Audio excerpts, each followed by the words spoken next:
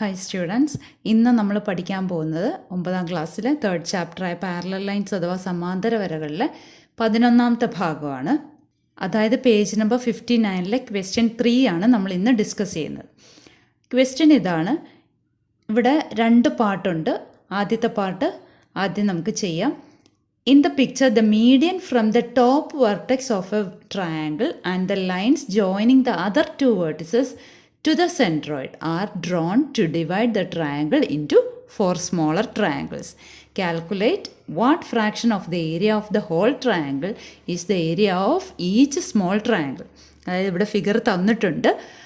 അതിനകത്ത് മുകളിലത്തെ മൂലയിൽ നിന്ന് താഴത്തെ വശത്തിൻ്റെ മധ്യബിന്ദുവിലേക്ക് വരച്ചിട്ടുണ്ട്. പിന്നെ മറ്റ് 2 മൂലകളിൽ, താഴെ വലതുവശത്തും ഇടതുവശത്തും കിടക്കുന്ന മറ്റ് 2 മൂലകളിൽ നിന്ന് സെൻട്രോയിഡിലേക്കും വരച്ചിട്ടുണ്ട്. അങ്ങനെ 4 ത്രികോണങ്ങൾ കിട്ടിയിട്ടുണ്ട്.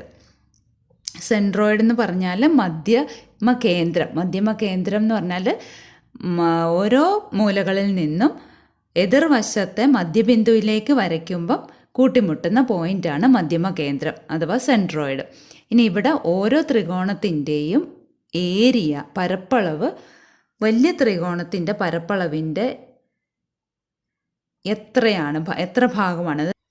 ഇനി രണ്ടാമത്തെ ചോദിച്ചിരിക്കുന്നത്, in the picture the medians of a triangle divide into 6 small triangles. Prove that all these small triangles have the same area.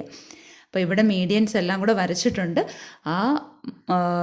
അപ്പോൾ കിട്ടിയ 6 ത്രികോണങ്ങളുടെയും പരപ്പളവുകൾ തുല്യമാണ് എന്ന് തെളിയിക്കണം.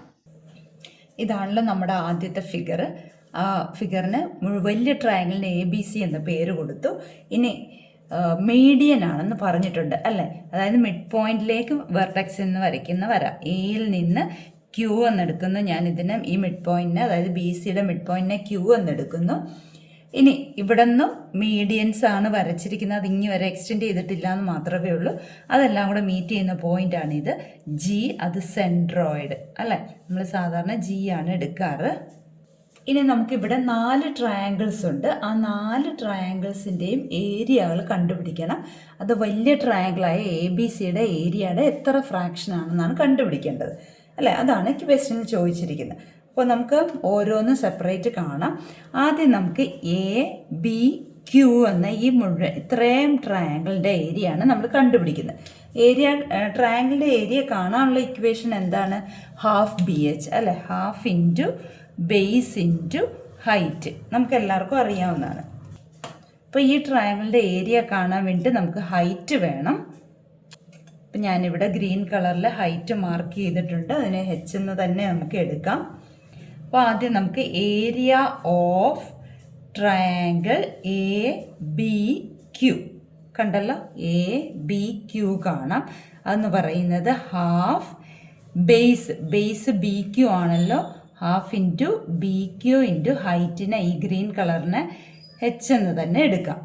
ഇനി റൈറ്റ് സൈഡിൽ കിടക്കുന്നത് ഏരിയ ഓഫ് ട്രയാങ്കിൾ ACQ ആണ്. ACQ കാണണം. അതും ഹാഫ് BH എന്ന് തന്നെ എടുക്കാം. അവിടുത്തെ ബേസ് എന്ന് പറയുന്നത് CQ ആണ്. Half CQ into H. ഇനി Q മിഡ് പോയിന്റ് ആണല്ലോ. അപ്പോൾ Q മധ്യബിന്ദു ആയതുകൊണ്ട് BQയും CQയും തുല്യമാണ് അല്ലേ. BQയും CQയും തുല്യമാണ്. ഹാഫ് രണ്ടിടത്തും വന്നിട്ടുണ്ട്. H രണ്ടും സെയിം ആണ്. കാരണം ഈ ട്രയാങ്കിളിൻ്റെ ഹൈറ്റ് എന്ന് പറയുന്നത് വെർട്ടെക്സിൽ നിന്ന് ബേസിലേക്കുള്ള ഹൈറ്റ്, അത് ഈ ഗ്രീൻ കളർ ലൈൻ തന്നെയാണല്ലോ. അപ്പോൾ ഈ 2 ട്രയാങ്കിളിൻ്റെ ഏരിയ ഈക്വൽ ആണ്. അപ്പോൾ നമുക്ക് എന്ത് എഴുതാം? Therefore area of triangle ABQ equal to area of triangle ACQ എന്ന് എഴുതാമല്ലോ. ഇനി നമുക്ക് ഇത് രണ്ടും തുല്യമാണെങ്കിൽ ഈ വലിയ ട്രയാങ്കിളായ ABCയുടെ പകുതിയല്ലേ ഓരോന്നും. അപ്പോൾ ഇതിനെ എങ്ങനെ എഴുതാം? രണ്ടും half area of triangle ABC ആണെന്ന് എഴുതാമല്ലോ. ഇനി നമുക്ക് നമുക്ക് ഇപ്പോൾ ABQൻ്റെയും ACQൻ്റെ ഏരിയ കിട്ടിയത്, പക്ഷെ നമുക്ക് അതിനെ വീണ്ടും മുറിക്കാനുണ്ട് അല്ലേ. അപ്പോൾ ABQവിനെ മാത്രം ഞാൻ സെപ്പറേറ്റ് വരച്ച് കാണിക്കാം. ABQ ഞാൻ സെപ്പറേറ്റ് വരച്ചു. G സെൻട്രോയിഡ് അഥവാ മധ്യമ കേന്ദ്രം, അത് 2:1 എന്ന റേഷ്യോയിലാണ് കട്ട് ചെയ്യുന്നത് അല്ലേ. 2:1 റേഷ്യോയിൽ കട്ട് ചെയ്തുള്ളൂ ജി എന്ന പോയിന്റിൽ കൂടെ. അപ്പോൾ ജി എന്ന പോയിന്റിൽ കൂടെയുള്ള ലൈനാണ് ബി ജി അല്ലെ. ആ ബി ജിയെ ഞാൻ ആദ്യം ഒന്ന് എക്സ്റ്റെൻഡ് ചെയ്യാണ്. നമുക്ക് രണ്ടിൻ്റെയും ഏരിയ സെപ്പറേറ്റ് കാണണം.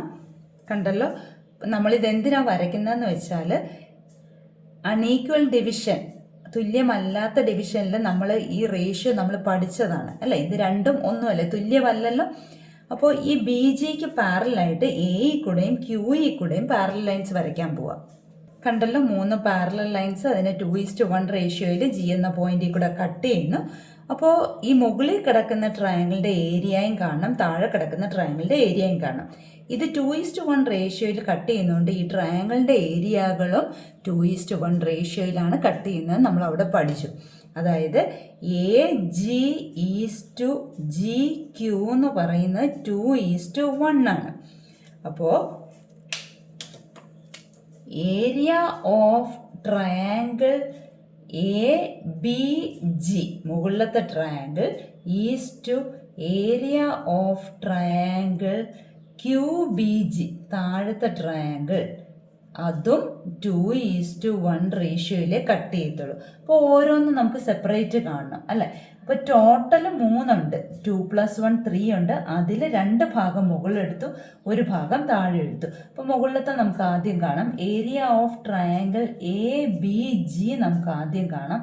അതെന്ന് പറയുന്ന ഔട്ട് ഓഫ് 3ൽ 2 ഭാഗം ഓഫ് ആരുടെ, എ ബി ക്യൂവിൻ്റെ അല്ലേ. ഓഫ് നമുക്ക് എഴുതണമെന്നില്ല.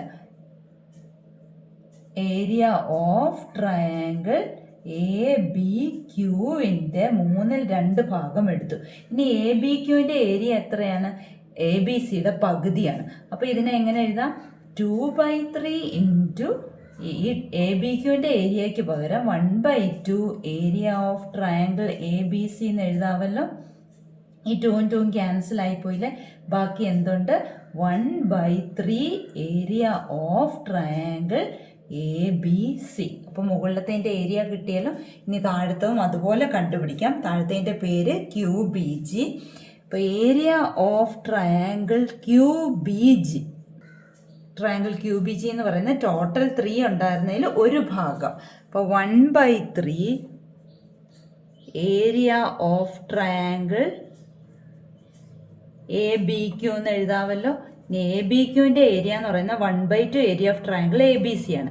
അപ്പോൾ 1/3 ഓൾറെഡി ഉണ്ട്, into 1/2 area of triangle A B C എന്ന് എഴുതാമല്ലോ, equal to 1/6 area of triangle A B C. അപ്പോൾ നമുക്ക് ഈ 2 ട്രയാങ്കിളിൻ്റെ ഏരിയകൾ കിട്ടി. ഇനി അതേപോലെ തന്നെ ഈ വലതുവശത്ത് കിടക്കുന്ന എ സി ക്യൂ എന്ന ട്രയാങ്കിളും വരച്ച് ഞാൻ കാണിച്ചു തരാം. മലയാളം മീഡിയംകാർ സ്റ്റെപ്സ് എഴുതേണ്ട മെത്തേഡ് ഞാൻ പറഞ്ഞുതരാം.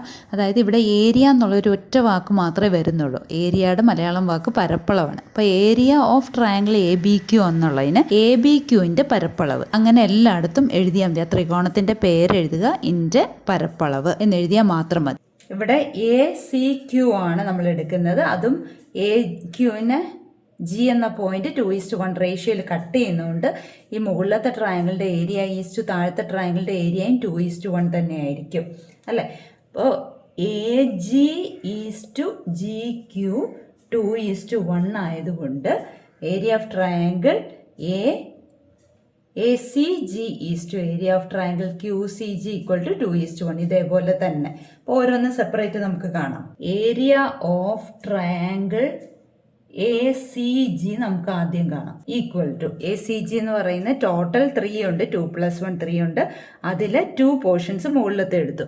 അപ്പോൾ 2/3 ഏരിയ ഓഫ് ട്രയാങ്കിൾ മുഴുവനും കൂടി ഉള്ളതിൻ്റെ പേര് എ സി ക്യൂ. ഇനി എ സി ക്യൂവിൻ്റെ ഏരിയ നമുക്ക് ഇവിടെ നിന്ന് കിട്ടി, half area of triangle A B C ആണ്.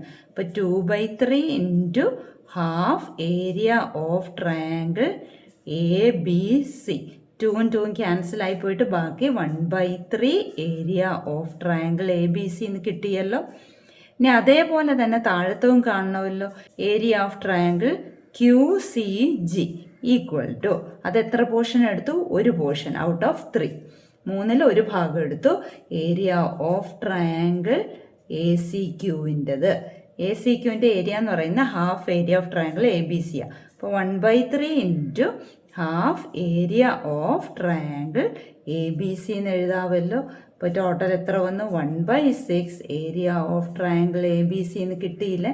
അപ്പോൾ ഇവിടെ ആകെ 4 ട്രയാങ്കിൾസ് ഉണ്ട്. 4ൻ്റെയും ഏരിയ നമ്മൾ കണ്ടുപിടിച്ചു അല്ലേ? അതായത് ഒന്നാമത്തത് എ ബി ജി, ഇതാണ് ഒന്നാമത്തത്. എ ബി ജി മുകളിലത്തത് ഇത് 1, രണ്ടാമത്തെ ക്യൂ ബി ജി ഇത് 2, ഇതാണ് രണ്ടാമത്തത്. മൂന്നാമത്തത് ഇത്, നാലാമത്തത് ഇത്. 4 ഏരിയ നമ്മൾ കണ്ടു. ഇതാണ് ഒന്നാമത്തെ പാർട്ട്. ഇത് ഫസ്റ്റ് പാർട്ടാണ്. ഇനി സെക്കൻഡ് പാർട്ട് നമുക്ക് എക്സ്പ്ലെയിൻ ചെയ്യാം. ഇതാണല്ലോ നമ്മുടെ രണ്ടാമത്തെ ഫിഗർ. എ ബിയുടെ മിഡ് പോയിന്റ് പി എന്ന് എടുത്തു, ബി സിയുടെ മിഡ് പോയിന്റ് ക്യൂ, എ സിയുടെ മിഡ് പോയിന്റ് 6.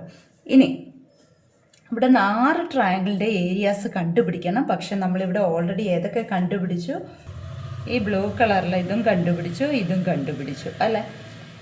ഇനി ഇത് രണ്ടും കൂടെ ഒന്നിച്ചുള്ളത് നമ്മൾ ഓൾറെഡി കണ്ടുപിടിച്ചു. അതായത് ടെക്സ്റ്റ് ബുക്കിൽ യെല്ലോ കളറിൽ കിടക്കുന്ന ഇത് രണ്ടും കൂടെ ഒന്നിച്ചുള്ളത് നമ്മൾ കണ്ടുപിടിച്ചു. പക്ഷെ നമുക്ക് സെപ്പറേറ്റ് വേണം അല്ലേ? അപ്പോൾ അത് നമുക്ക് ആദ്യം എടുക്കാം.